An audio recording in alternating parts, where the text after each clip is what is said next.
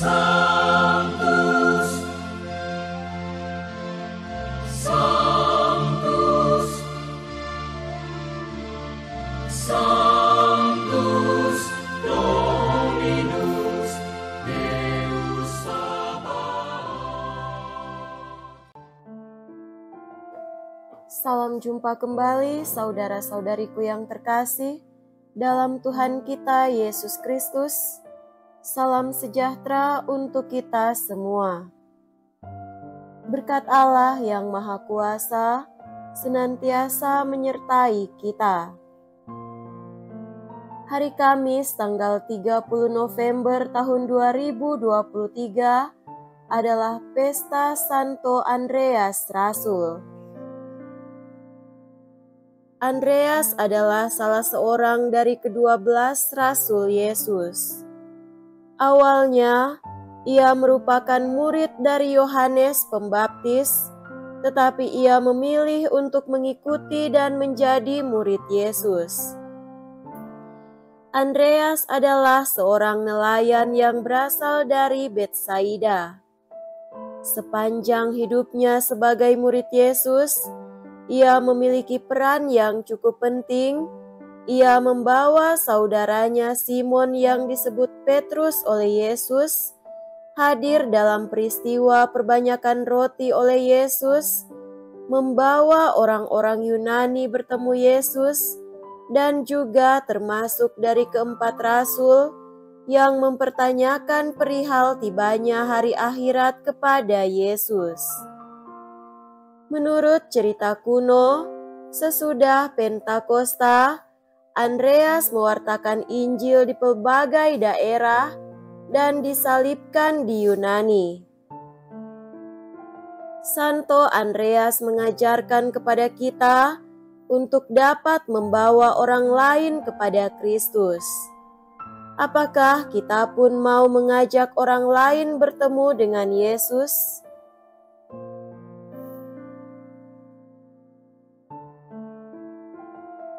Marilah kita mendengarkan dan merenungkan bacaan-bacaan kitab suci. Bacaan pertama dari surat Rasul Paulus kepada jemaat di Roma, bab 10, ayat 9 sampai 18.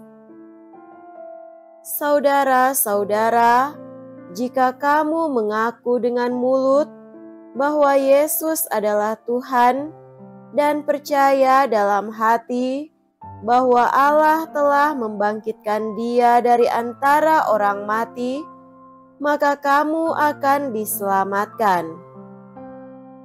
Karena dengan hati orang percaya dan dibenarkan, dan dengan mulut orang mengaku diselamatkan. Karena kitab suci berkata, barang siapa percaya kepada Dia, ia akan dipermalukan. Sebab tidak ada perbedaan antara orang Yahudi dan orang Yunani. Karena Allah yang satu itu adalah Tuhan semua orang, dan Dia kaya bagi semua orang yang berseru kepadanya. Sebab barang siapa berseru kepada nama Tuhan akan diselamatkan. Tetapi, bagaimana mereka dapat berseru kepadanya jika mereka tidak percaya kepada Dia? Bagaimana mereka dapat percaya kepada Dia jika tidak mendengar tentang Dia? Bagaimana mereka mendengar tentang Dia jika tidak ada yang memberitakannya? Dan bagaimana mereka dapat memberitakannya jika tidak diutus? Seperti ada tertulis, betapa indahnya kedatangan mereka yang membawa kabar baik. Tetapi tidak semua orang telah menerima kabar baik itu. Yesaya sendiri berkata, Tuhan, siapakah yang percaya kepada pemberitaan kami? Jadi, iman timbul dari pendengaran, dan pendengaran dari firman Kristus. Tetapi aku bertanya, adakah mereka tidak mendengarnya? Sungguh, mereka telah mendengarnya.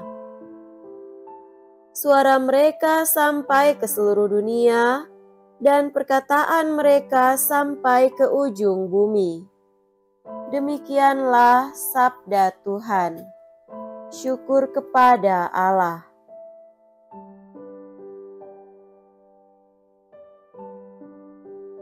Semoga Tuhan beserta kita sekarang dan selama-lamanya. Inilah Injil suci menurut Matius. Dimuliakanlah Tuhan.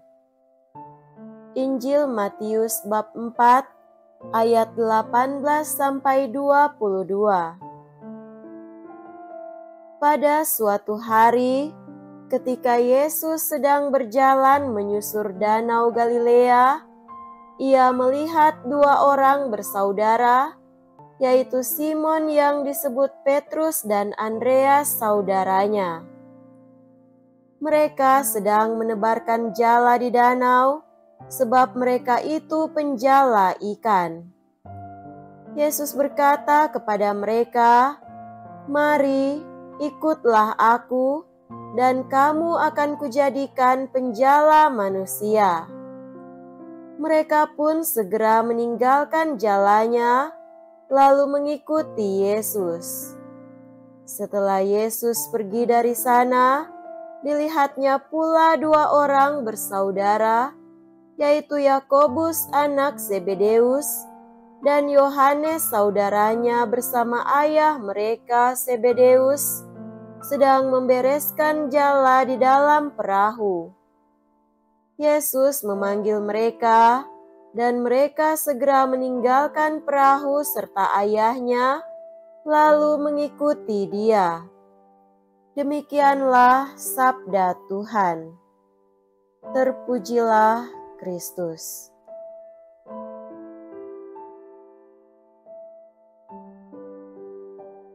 Saudara-saudariku yang terkasih dalam Tuhan kita Yesus Kristus, tema renungan kita pada hari ini adalah ketulusan hati dalam mengikuti Yesus. Pada hari ini kita merayakan pesta Santo Andreas. Ia adalah salah satu dari ke-12 rasul yang mengikuti Yesus. Bacaan Injil hari ini berbicara tentang Rasul Andreas yang bersama dengan Petrus yang sementara menjala ikan, dipanggil Yesus untuk menjadi penjala manusia.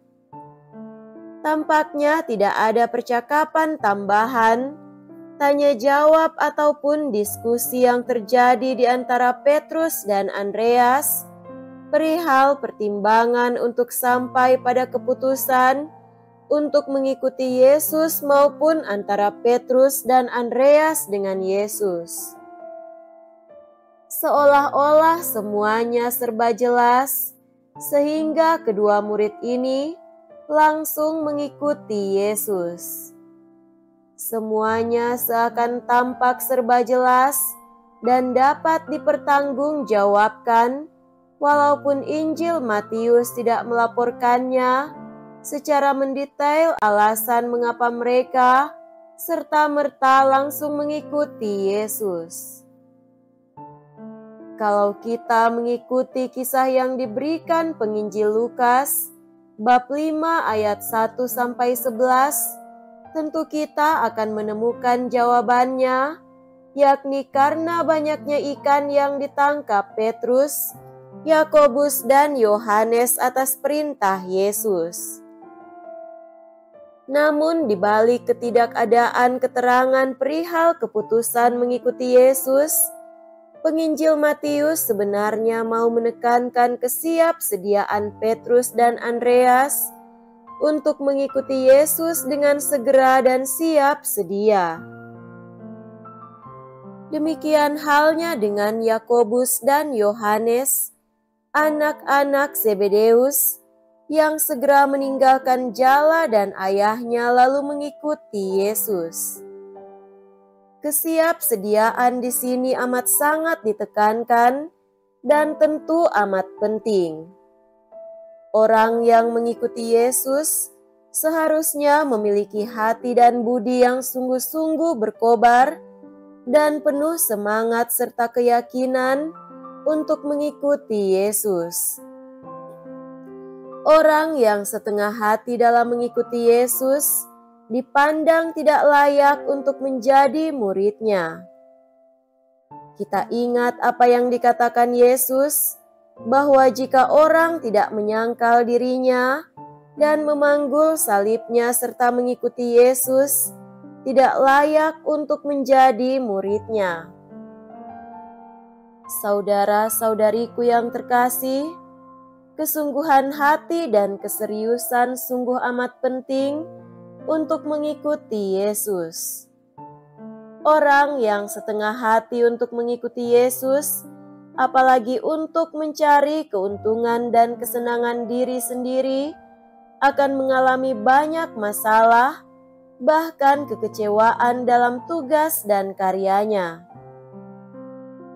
Jika kita hendak melayani Yesus dalam gerejanya dan dalam masyarakat, tentu kita hendaknya perlu memiliki hati yang tulus dan rela, penuh kesungguhan hati untuk memberikan diri kita sebagai persembahan yang hidup bagi Allah dan tidak mengharapkan balasan atau imbalan yang akan kita dapatkan sebagai keuntungan diri. Memberi diri, tenaga dan waktu itu sendiri adalah suatu ungkapan syukur bagi Allah yang telah memberi berkat bagi kita, dan pemberian itu sendiri tanpa kita memintanya akan mendatangkan berbagai macam rahmat yang secara tidak disadari kita butuhkan. Pemberian diri yang sungguh-sungguh membuat kita melayani dengan sungguh-sungguh dan membuat kita mewartakan Injil dengan gembira. Dalam suratnya kepada jemaat di Roma, Rasul Paulus berkata, betapa indahnya kedatangan mereka yang membawa kabar baik. Mereka yang tulus dalam memberikan hidup mereka bagi Allah akan menjadi utusan-utusan yang membawa kesukaan bagi banyak orang. Semoga demikian. Amin.